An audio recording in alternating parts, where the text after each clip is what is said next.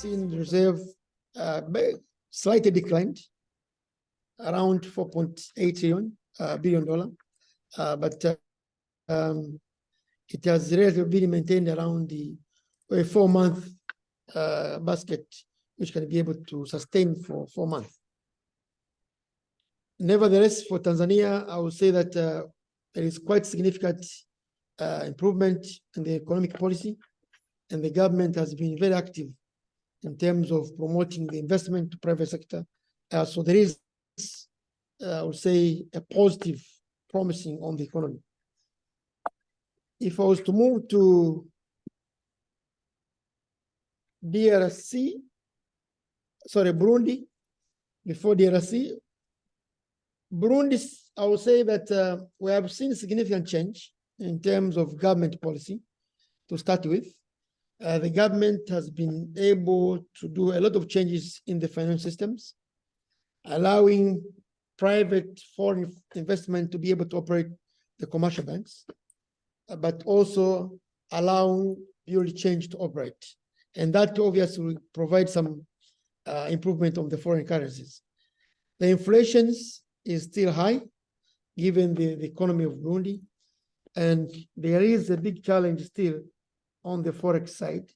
So we have been supporting Burundi from Majority Tanzania for CRDB specifically, but they are more of local currency. So they still have a challenge with forex. In terms of what we see from IMF, they also did devaluations of currencies, which was implemented in joint together with Central Bank of Burundi. I'm happy that our team in Burundi participated in that processes, and we see more of recovering. The changes has happened at the Central Bank of Burundi, where the governor, deputy governor, has been recently changed, but we hope is for better, and we are still monitoring very closely Burundi.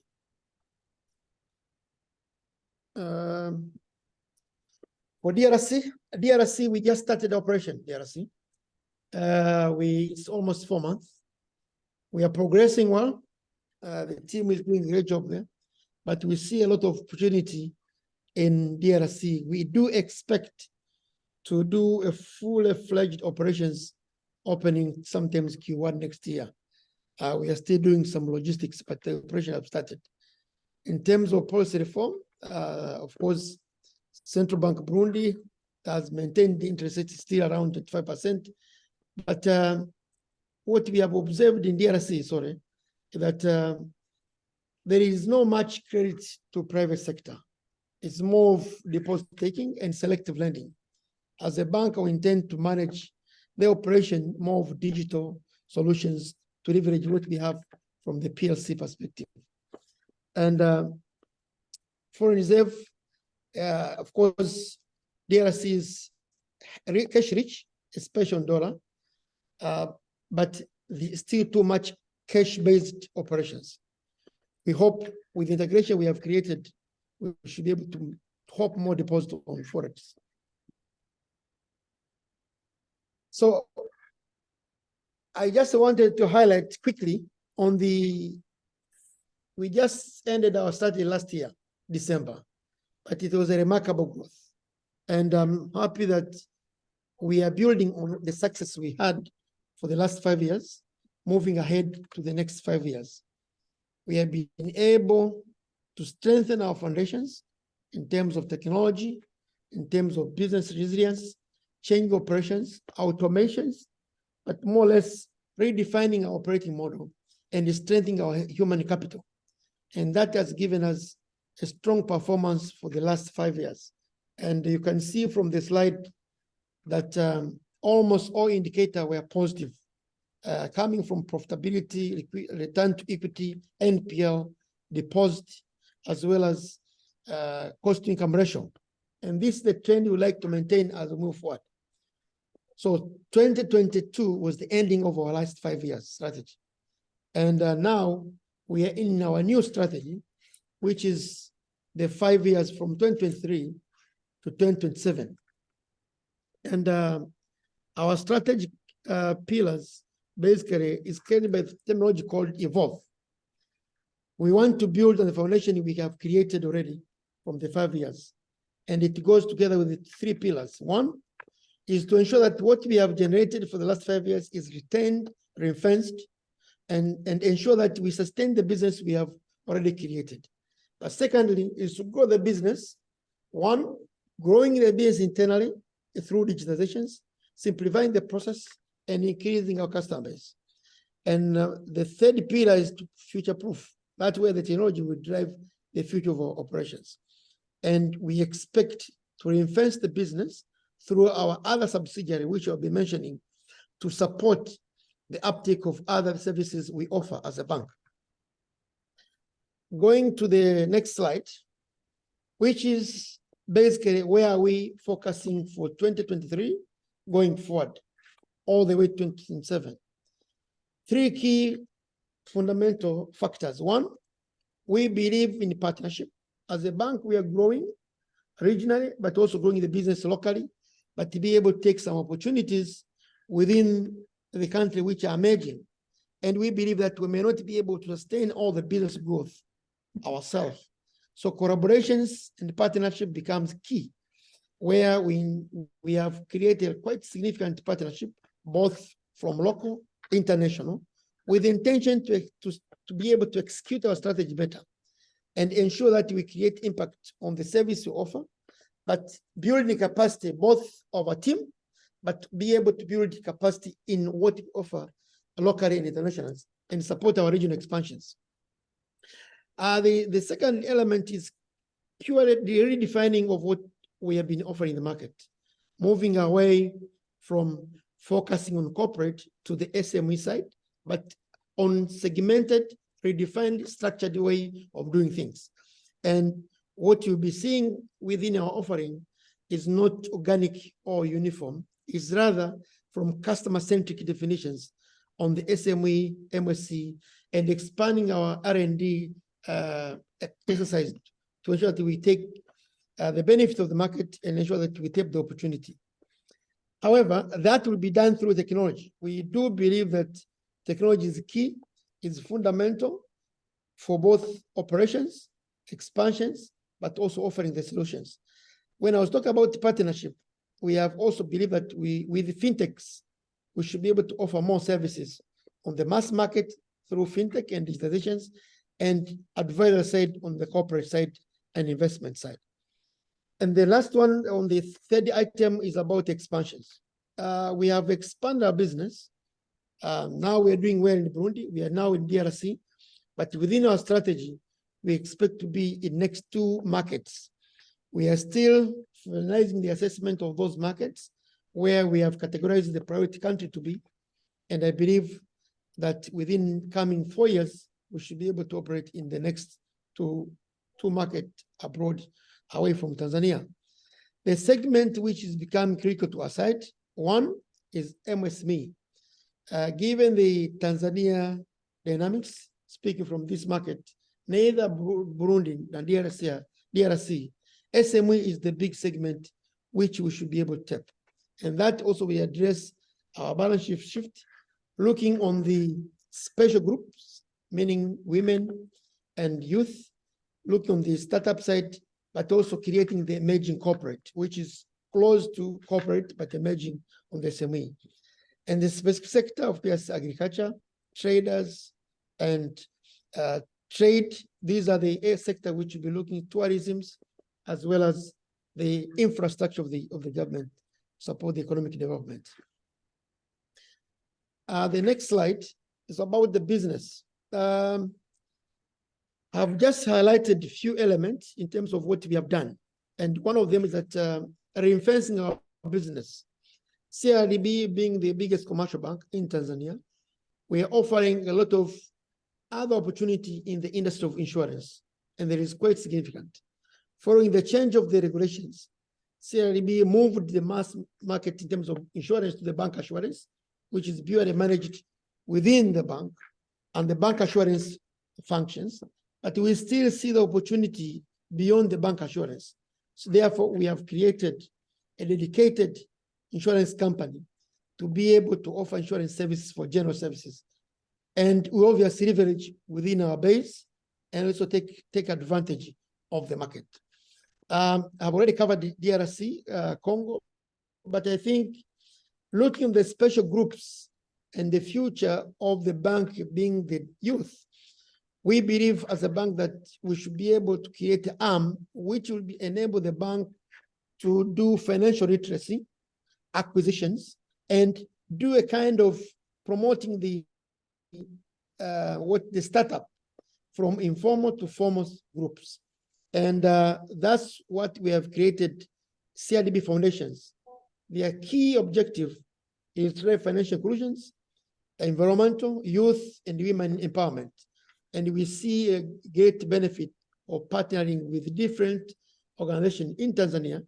And we are also working very closely with associations of farmers to ensure that we create more customer base, support the farmers.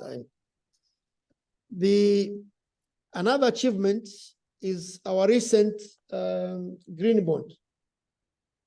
This is 5 years term note of about $300 million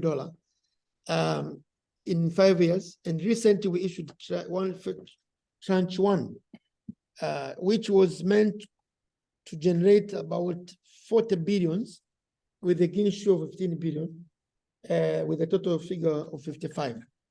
We are very much pleased to see the success story. We are able to raise more than 151 billion. And the success about this green bond, majority of the investors are retail, which about more than 80% deposit came from retail. And this was, I would say, from a new deposit to the bank. The green bond funding will be directed to clean transportations in terms of renewable energy, green building, obviously, we look on the kind of smart agriculture. Basically, it's all projects which are environmental friendly.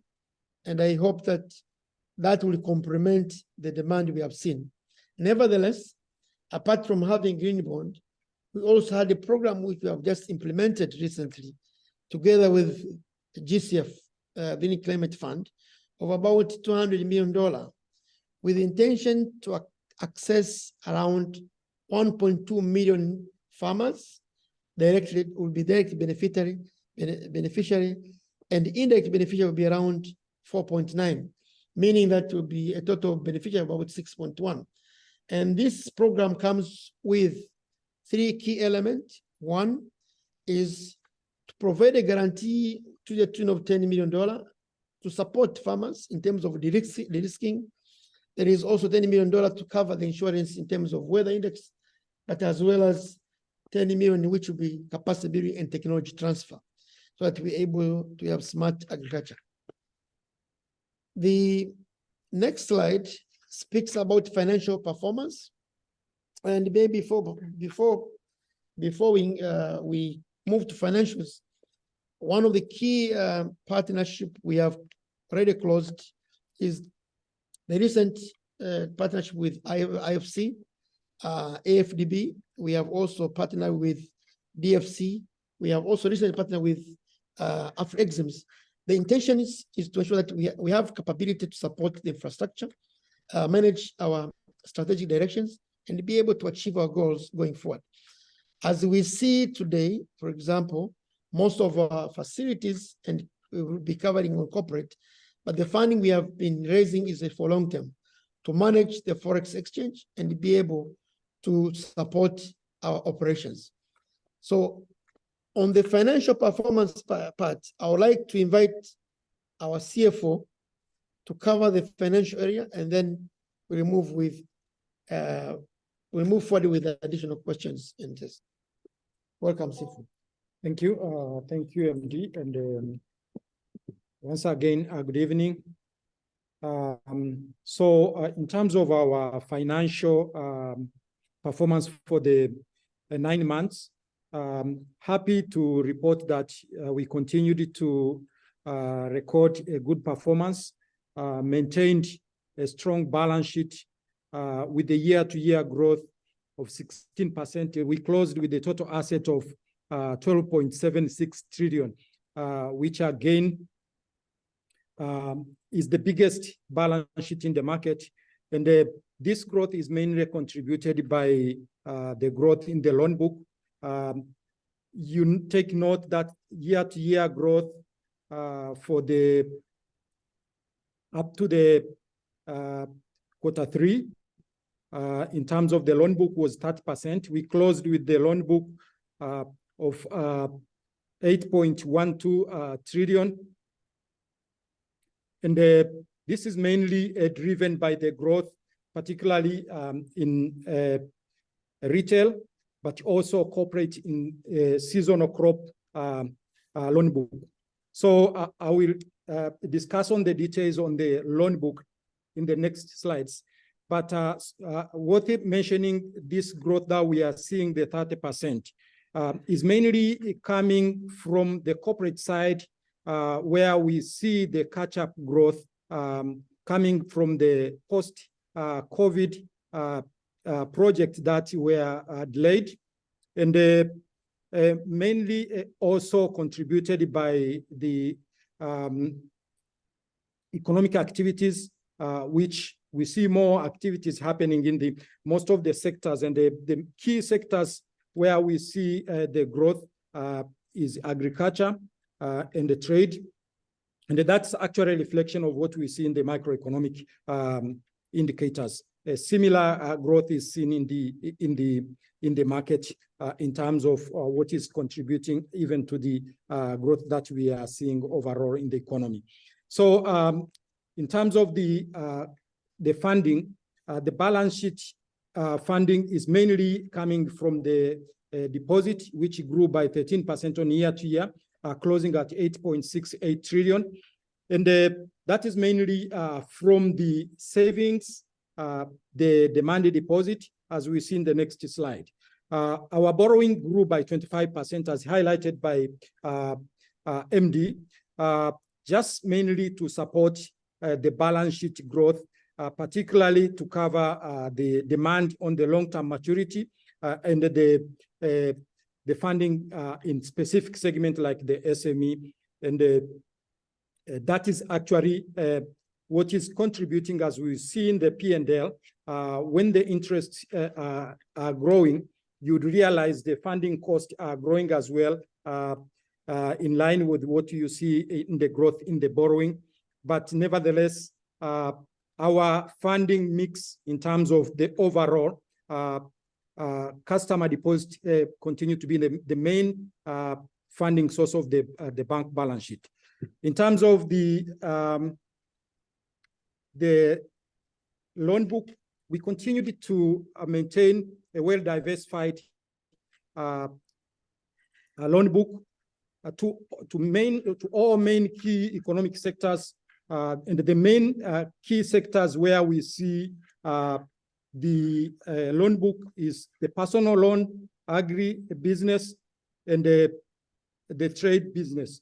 So as you could see, 38% of our total loan book is on consumer lending, which is personal lending. Agriculture is 19%, and the trade 17%. And these are the key sectors that are mainly contributed to the growth that are actually driving the 30% growth we are talking about. When you talk of the corporate retail split in terms of the loan book, our loan book corporate is at 53%, retail, and 47% corporate, compared to 57-43 that we had the same period last year. The difference is mainly contributed with what I've highlighted. The growth in corporate is mainly on the catch-up growth on the post-COVID pandemic. But again, the growth that has come from the seasonal loan, particularly tobacco, cashew nut, and the cotton, which as we close the end of the year, you would see the repayment coming in, and the mix is easing as we accelerate the growth on more on the retail segment compared to corporate.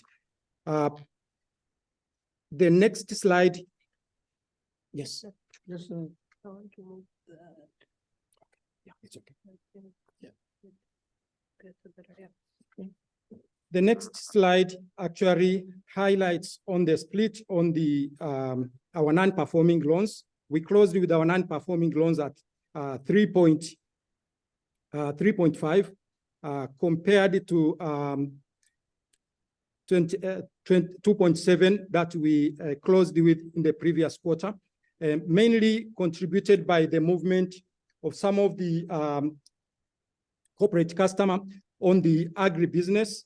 And this is particularly the tea, one of the corporate customer in tea, which slipped in the non-performing loan.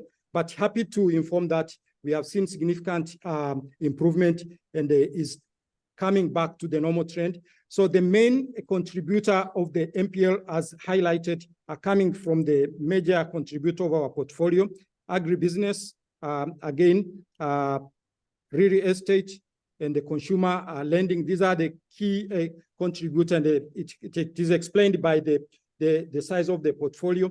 But the key contributor, when you look at the segment, the corporate retail, corporate is contributing 69% of the NPL, while 31% is coming from retail. And as I explained, the 69% is driven by the slip of the one of the corporate customer in tea to the non-performing loan. But you have to report that we have seen good progress being made in terms of improving the quality.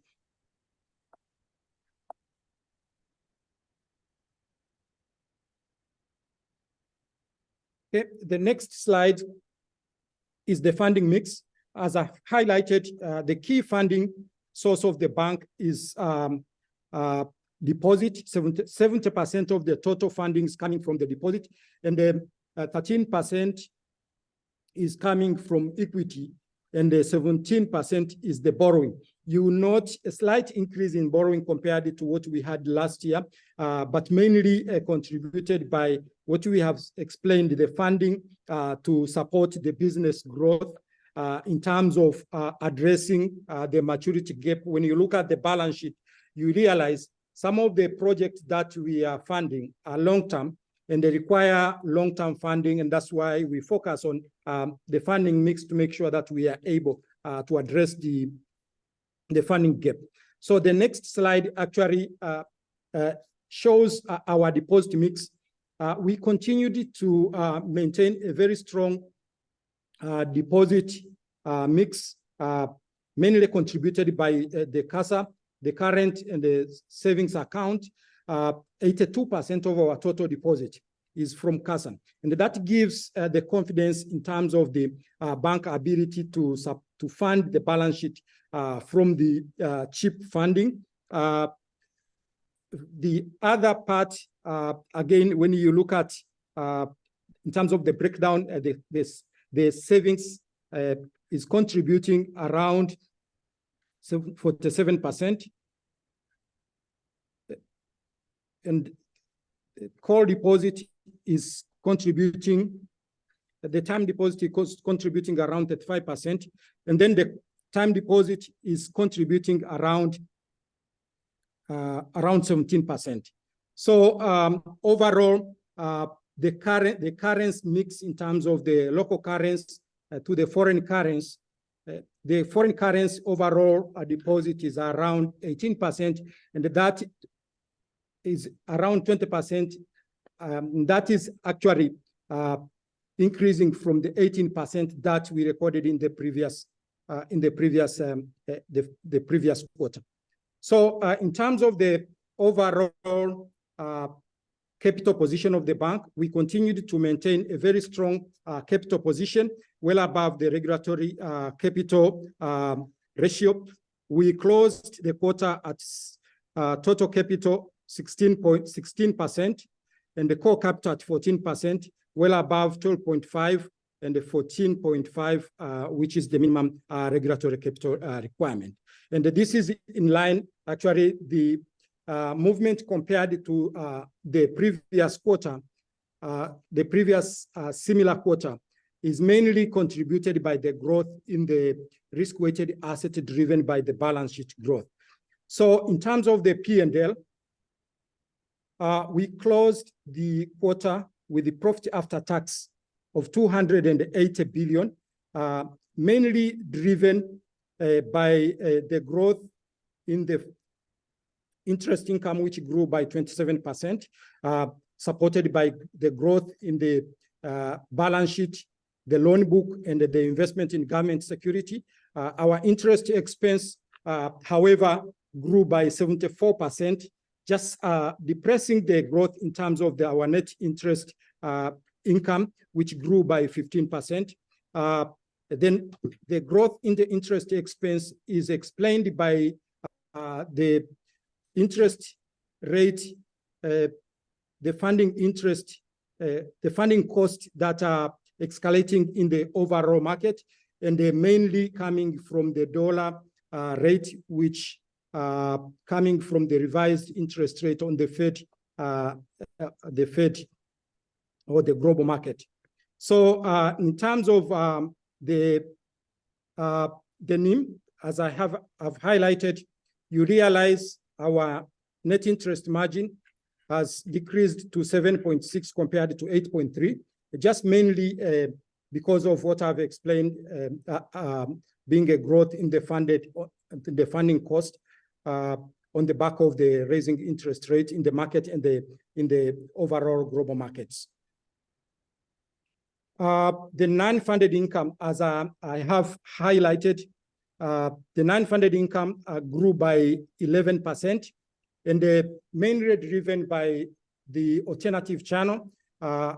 Our fees and the commission, which is mainly contributed by the agents banking, SIM banking, and the internet banking grew by 24%.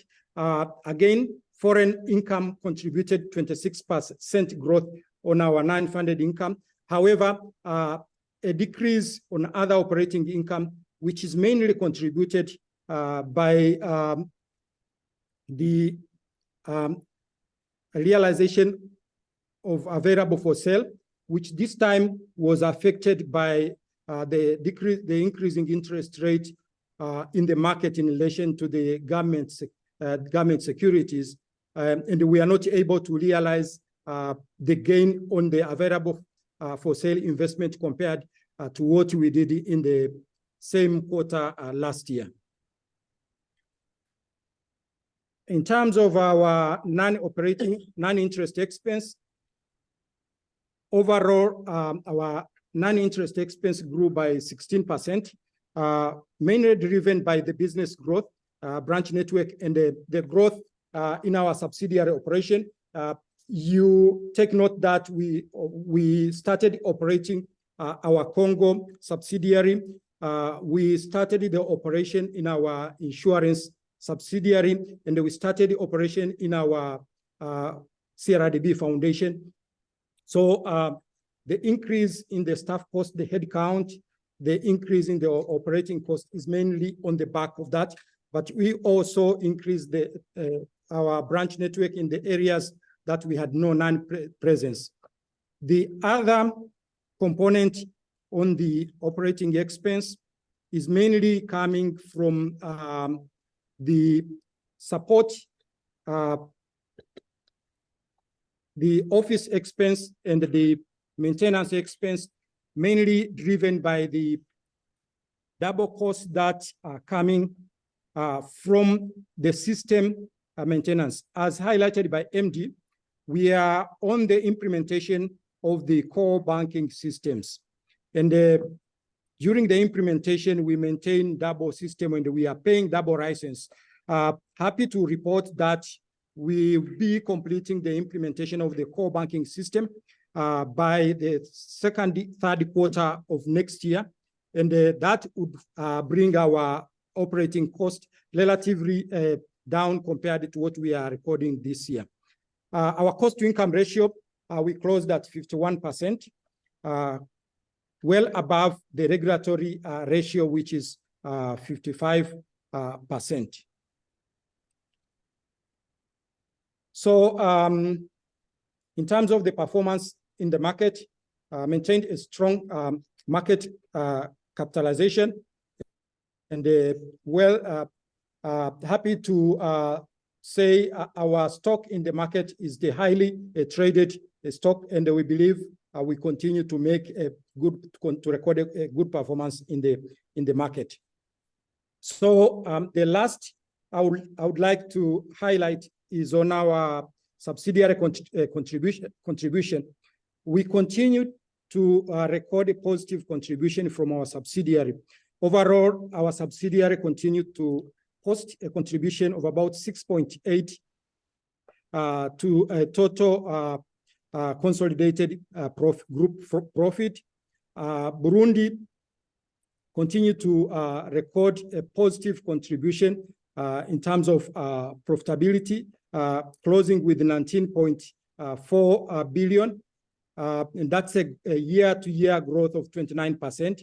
Our insurance subsidiary closed with a loss of 711 million.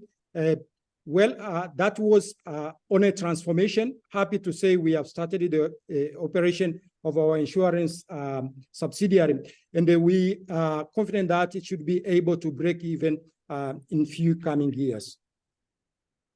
I would stop here, and maybe before we go to the last slide, I would hand over back to the MD, and they would be happy to take the questions. Thank you, CFO, and thank you members online for listening. He has just covered the high-level numbers of what we have achieved, but I've also highlighted what we see going forward in line with our new strategy as we move forward. Given the fact that we have also done a significant investment on the technology side, we expect majority of our core systems to be operational next year. That means the core banking systems, the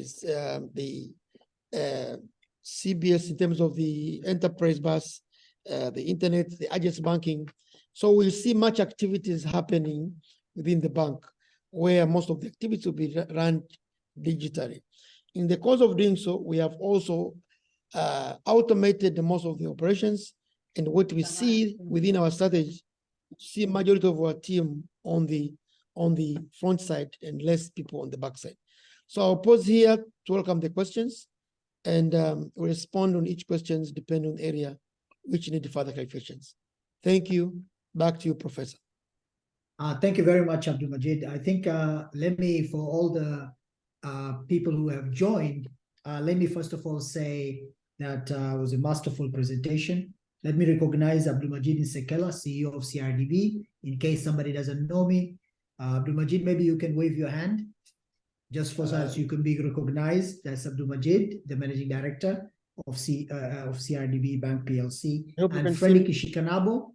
Fred, you know, so everybody gets to know you. Who's the CFO? It's Fred Kishikanabo, the CFO of CRDB Bank Plc. I think all the participants today, I think we have a lot of participants on the call. I'd like to open up for questions. I'll start off with just recognizing, before I recognize people for questions, the achievement of the green bond. I think this is something very interesting. CRDB had requested from the market 40 billion with a green shoe of 15 billion, but ended up receiving from the market 171.83 billion. This was 430% oversubscription. That shows the confidence of the market in the bank, that the market was able to provide that kind of funding, new funding. So I think that's something to be recognized. And the second one, I think it's also very, very important, is the issue of Congo. So I think that let's make that the first question from my side before I open up to everybody else. Maybe you can give us a little bit of flavor. We have seen the Kenyan banks reporting phenomenal results from their Congo subsidiaries. As you mentioned, this is a very cash dollarized economy. Can we maybe get a bit of flavor on the performance of the subsidiary in its startup phase and the direction and the hopes of what we can expect from it next year? Thank you very much, Prof. looking on what we see in DRC with our strategic in terms of the way we have moved to DRC, in the compare with Kenya banks, of course, Kenya banks went with the acquisitions, but CRDB went on the greenfield with our key partners, Norfund and IFU. We have seen a very good uptake in terms of customer acquisitions, especially there are more deposits coming in. However, we are currently in Lubumbashi. We are looking forward to open our door in Kinshasa, being the capital city, to ensure that we are able to link well with all the stakeholders. But we're also looking forward to open another 2 branches, very close. One is Kalemi and Bukavu. These are the very close branches on the border. And what we see is that our current operation in Burundi is getting a significant deposit from the same border, but on the side of Burundi. And we'll be able to feed our Burundi branches from Congo DRC. And we obviously intend to accelerate other branches through the alternative channel, given the fact that we have already a strong, robust agency banking in Tanzania, and the same will be implemented within DRC. Our expectations basically to see, given the country dynamics, I think there is quite significant opportunity, especially on the digital space. Secondly is about selective based on the corporate side, leveraging on the bilateral trade between Tanzania and DRC, given the fact that Tanzania is the gateway for most of the business opportunity in DRC and the other country around. So there is quite good promise, I would say. We have seen majority of the deposits so far. We have not moved much on the lending rather than on the trade side. And we see a lot of customers who are carrying goods in Tanzania being supported between ourselves in Tanzania and DRC. Thank you very much, Abdul Majid. I think the first question goes to Edwin Sanga, who has asked it in the chat. Edwin, if Edwin can be unmuted, please. Edwin Sanga. Yes. Please go ahead. My question was with regard to the increase in interest expenses in the current accounting period. I believe they covered a bit of it, or some of it during the presentation of the financial results. But if there's anything more they can provide on that, I'll be thankful. Thank you.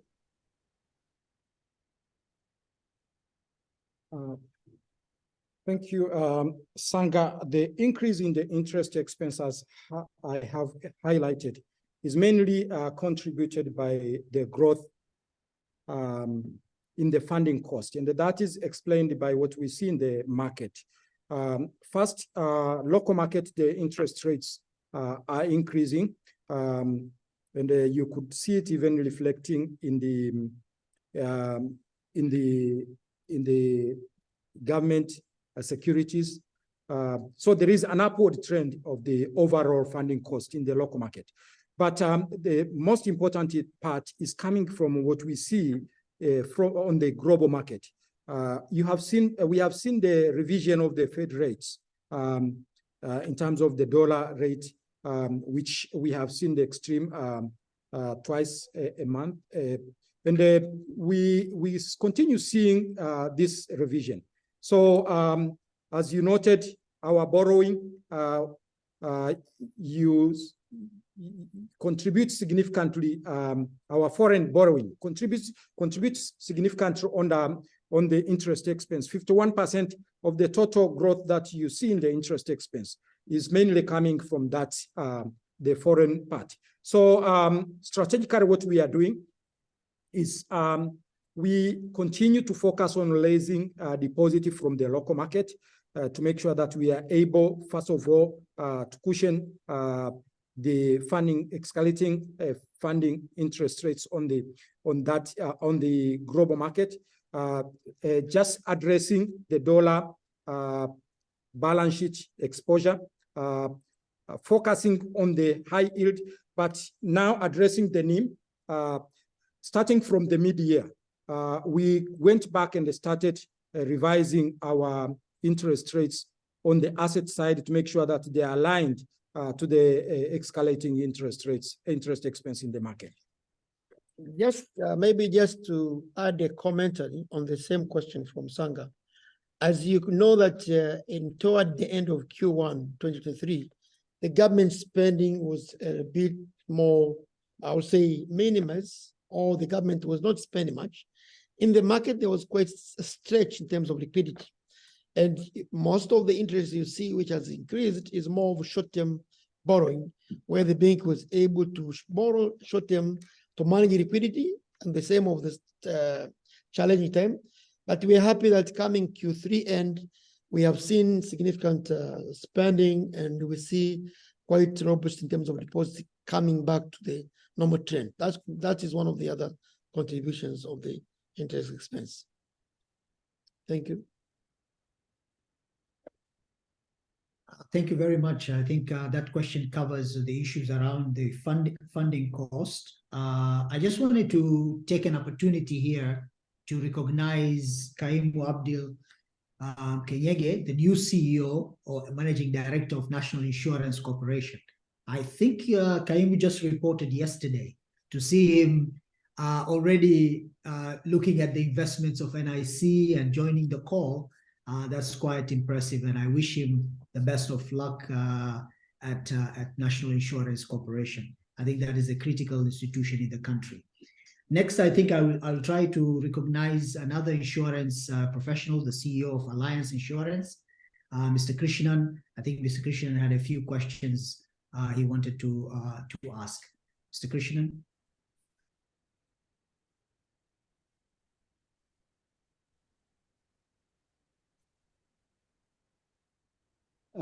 Good afternoon, gentlemen. First of all, congratulations to CRDB that it has been, it's very impressive to note CRDB's presentation in the sense they've excelled in all parameters which has been listed, which is commendable. But looking at the top 5-6 banks, we see all banks are doing well. Could be a cyclical effect as well. So my question is, what CRDB is doing to ensure that when the market takes a different turn, that CRDB remains resilient? This is my question number one. Question number two is, I did hear about from Abdul Majid that significant steps are being taken on agricultural sector. Are there any significant steps taken by the bank towards green revolution? Because this is a very important area, not only for the bank. I know that bank is probably controlling 40-50% of agricultural loan of the country. From the economic point of view, agriculture has got a lot in store, even to enhance the GDP of the country, livelihood of people who are majorly involved in agriculture, though in small holdings. So what steps they are taking which would enhance green revolution in the country? Third question is about the costs. Costs as accepted by Frederick seems to be higher, and he has given the reasons as well. From my experience, we too have subsidiaries. The subsidiaries which has a better handle on expenses have done well, other things being equal. So this is somewhat something I would flag it. And what strategy CRDB has got to contain costs? Thank you. Thank you very much, Krishna, and thanks for raising some of the key questions. I think your first question speaks about the current industry performance, where we see majority of bank performing, and what have we done at CRDB to remain resilient. I think within our strategy, first of all, the 5-year strategy, starting 2023 to 2027, is covered by key strategic pillars. One is to reinforce what we have as a business before we lose what we have. Secondly, is to ensure that we grow the business within, apart from organic growth, and be able to tap the opportunity within the market. And third one is to ensure that technology drives the future of our business. How are we positioning ourselves to remain resilient? One, for example, CRDB being the biggest bank in the country, we have done quite significant partnership with the fintechs, first to leverage on their platforms to offer service digitally. And that will enable CRDB to do a lot of acquisitions. We have also strengthened our digital services to ensure that the mass market is acquired through digital channel. We get away from bricks and mortar and reduce our cost of infrastructure fund. The third items is that we have created strong partnership, both local and international, so that we're able to build the capacity to manage the shocks as it comes going away. And to ensure that the opportunity apart from banking is also tapped, I also mentioned the issue of why we have created our insurance company. And Alliance being our partner, that means there's a great opportunity to tap insurance market, which is still insignificant in the market, and leverage our customer base and ensure that we leverage on the same business to support both bank services as well as insurance services. The third element is about the segment we have embarked on. As we speak today, the MSME is the biggest market, which is still untapped. And we have done key strategic in terms of strengthening our foundations of how we acquire customers, how we process our credit facilities. Those are being automated. And that means increase efficiency, increase the quality of the information, and be able to have early warning signals for those facilities which are not performing well. The other element is to align well with all the strategic projects in terms of 360-degree value, in terms of value chain dynamics, where we are looking in terms of project sponsor and all the stakeholders on the project. By doing so, we tap the business 360-degree, but ensure that the cash flow is reversed.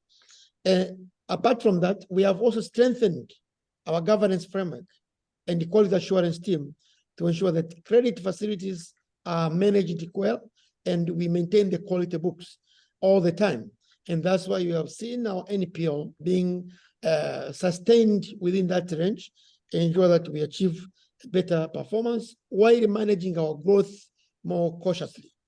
On the second questions, when you spoke about what we have done on the green, so far we are leading in the market in terms of green evolutions, being the national accredited entity, both East African and Central, and being able to access the funding from the GCF, which is more affordable.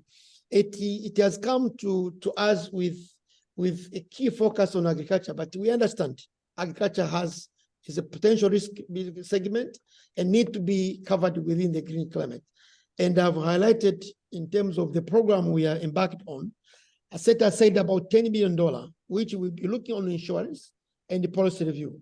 And that's mean we are able to work with all the insurance companies, which are able to offer agri-insurance related products. So far, we have partnered with Pula from Nairobi, which is well-known insurance company which offer weather insurance, and that will address majority of the climate change problems. But the other issue is that within the program, there is a set aside about $10 million purely for technology transfer on the agriculture, capacity building, and enhancing the farmer from a more traditional way of farming to the modernized farming. And the other part, which is also relevant with the green, is that we have also set aside about $10 million to de-risk and support farmers in case of climate change problems, both adaptations and resilience. And I think the other comment which I've made is about what we have done on the green bond. The green bond was meant specifically to support our funding on the green-related projects because there is quite significant demand. We have done quite significant well on the blue economy in Zanzibar. So far, we are doing well on that area. And these are the efforts we have done to support that initiative, to ensure that we remain focused and ensure that the institution is strong. We have done within the bank, created dedicated functions, purely focusing on the green climate and sustainability framework. We have also put in place all the policies required to manage the business and the processes around so that we are able to manage and be able to report together with your partner. I think the other questions you raised was purely focused on the cost. As my colleagues highlighted, I think one of the things we have been doing, we are now moving from the current system to the new robust systems, which is multi-currency, multi-system, multi-language, multi-country. That system enables us to integrate all our distribution channel, both in Tanzania, Burundi, and DRC, to be unified, to be one. As we speak, it's almost close to the launching of the same, and that means the bank has been incurring cost for double license. That has also significantly increased our cost.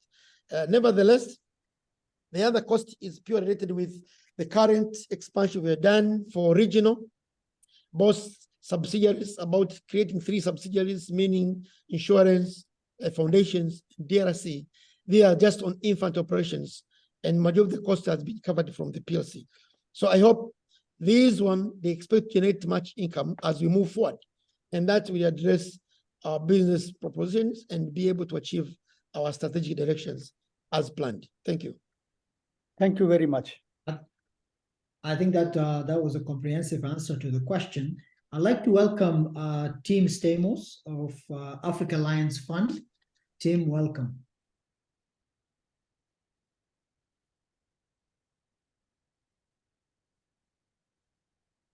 Thanks, Mohammed. Took a little while to unmute there.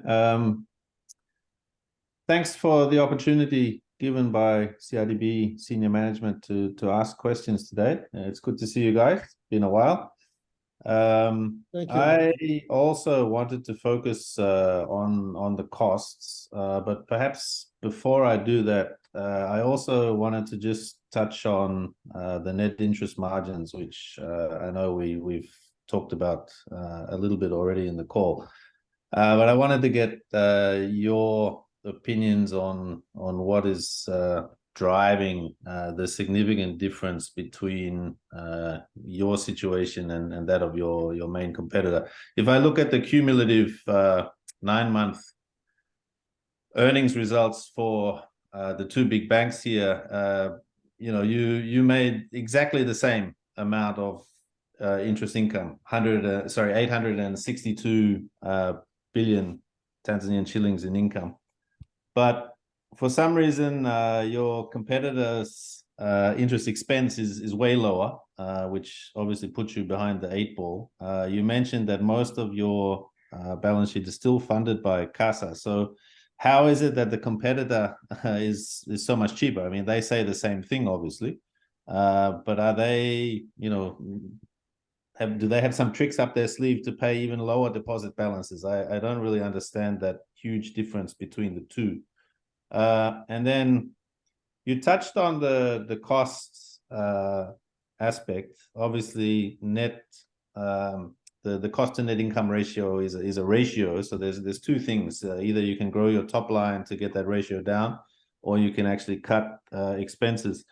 And it sounds from your answer just now that you're hoping that the subsidiaries will grow and the new business lines will grow, and that cost to income ratio will start looking a bit more respectable. But it is a significant difference. Again, I think you're at 51 and the competitor is at 38. So is there some secret sauce? Why the big difference? You mentioned the double costing for the core banking system, that you're unfortunately having to pay 2 licenses at once. I understand that. Do you have an indication of how much of an impact that has on the ratio when you're only paying for the 1 license come the middle of next year? Is that going to make a significant percentage point difference? And what other cost efficiencies does the bank perhaps have that it's focusing on to try and get that ratio down? Those are my 2 main concerns at this time. Thank you. Thank you very much. Just to highlight, first of all, I think you are very 100% right. If you compare the 2, obvious have the same questions. But I would like to highlight that the biggest difference between us in terms of cost, where the cost lies, is pure the interest expense and possibly on the payroll, say earlier, because we differ in terms of staff number. The rest of the indicators seem to be close. Of course, the difference in terms of space technology drivers, it's slightly different. But the interest expense for this year has been the main driver of the difference between the two. The second issue that why do we see the difference, that is also we are a bit different in terms of what we serve. Looking on our books balance sheet, I think their books is pure retail majority. Their biggest book is retail, with a small portion of corporate, and it's vice versa on the side of CRDB, where the books is corporate, and of course more or less standardized, close to the same in retail. Look on the corporate side, of course, the margin pure is different compared with retail. That is one of the factors in terms of where you drive income.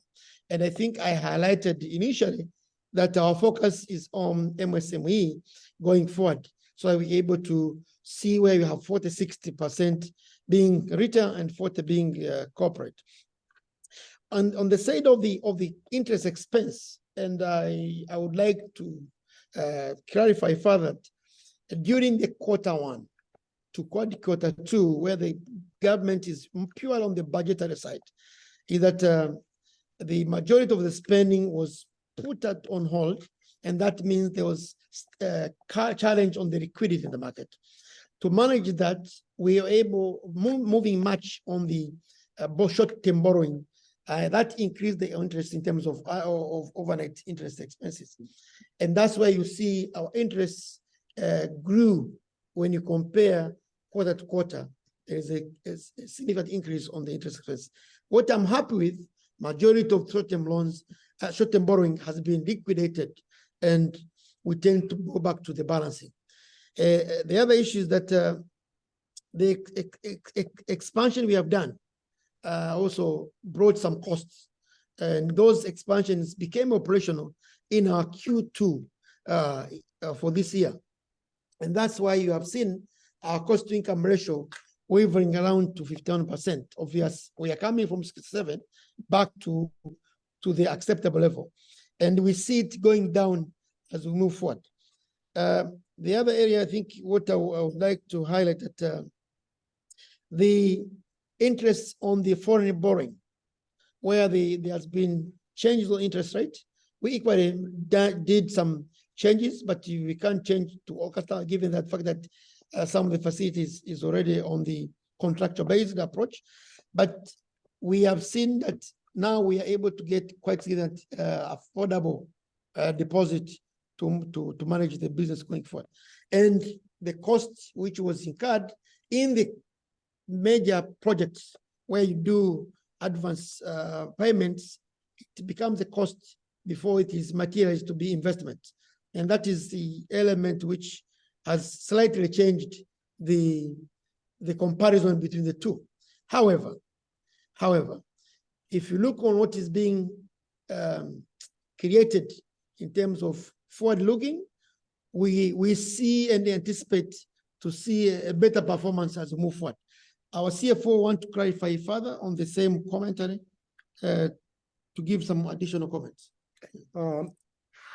As you said, the cost-to-income ratio is the result of the two things: the cost and the revenue.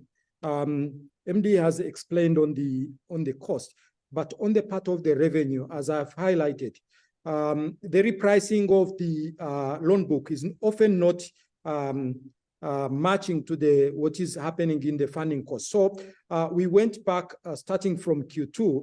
We started reviewing and repricing the loan book, and changing even the modality. We are pricing our loan book from fixed to those which are forex denominated to floating.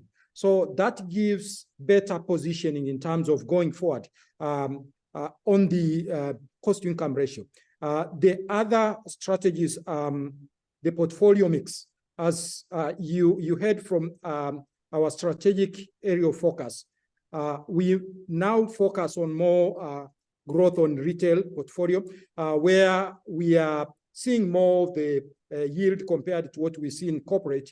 And that actually addresses and answers what you are saying, the outlook in terms of going forward.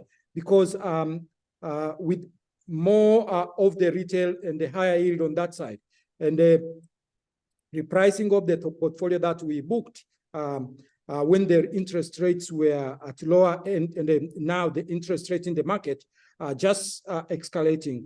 Just alignment of the interest rates in our loan book to the market trend would address the gaps that we have in terms of the interest income and the funding costs. And the other part is actually liquidation of the short-term borrowing in line with what we see the capacity of the deposit mobilization from the local market.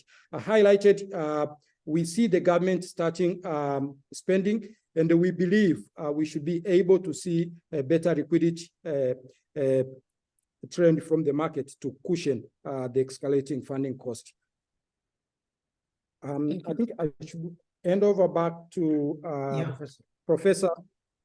Thank you. Thank you, Fred. I think you've mentioned some of those factors that have created the difference.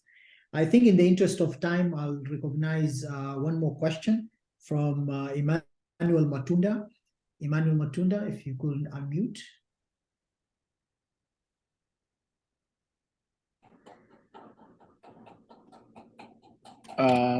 Hello? Yes, Emmanuel, please go ahead. Yes, Yes, Emmanuel, good evening, good evening, everyone. My name is Emmanuel Matunda.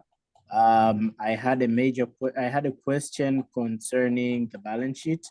I had observed that there was about a 50% decline in the cash and balances with the central bank, and that kind of went hand in hand with a shortfall of 80 billion shillings in deposits decrease. So I mainly wanted to ask what may have been the reason behind that. Thank you.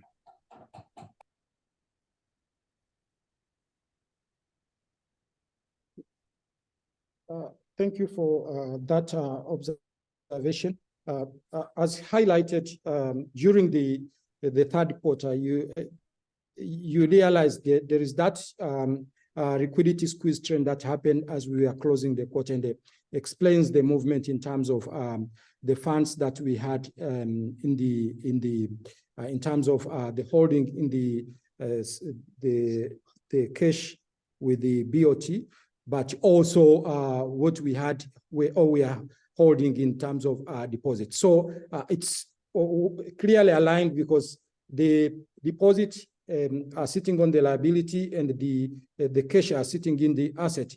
If there is any drawdown, and that's actually normal when you have a liquidity squeeze, it is actually explaining that movement. And we have seen recovery in terms of the deposit trend.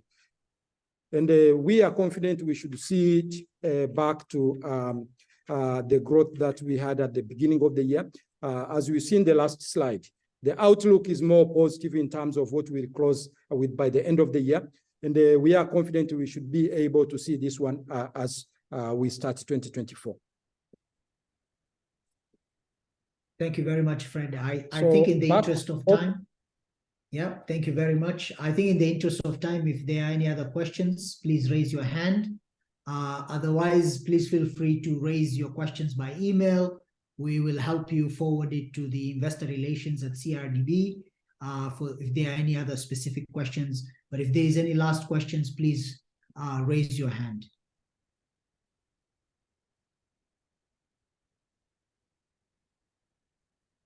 Yeah, it looks like we may not have any other questions. I'll take this opportunity to thank very much CRDB, the Managing Director, Abdul Majid, Fred, the CFO of CRDB, and the entire team of CRDB for participating in this iTrust's first third quarter results call with CRDB. Thank you very much for accepting our invitation and being on this call.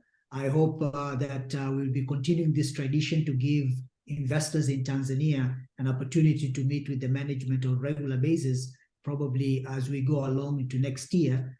I hope that that will be a tradition we want to keep up at iTrust, and hopefully we will find we'll be able to cooperate and with the team at CRDB to continue it. Thank you very much. Prof, thank you very much, Prof, and we really appreciate for iTrust for arranging this call. And we appreciate for the rest of the investors who have been able to join the call and for the raising the right questions.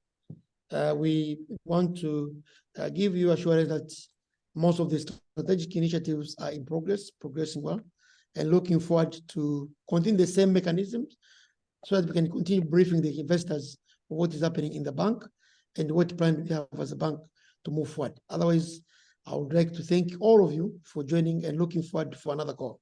Thank you very much. Thank you, everyone. I think with that, we'll bring an end to this call. And thank you, everyone, for joining us today. Thank you. No problem.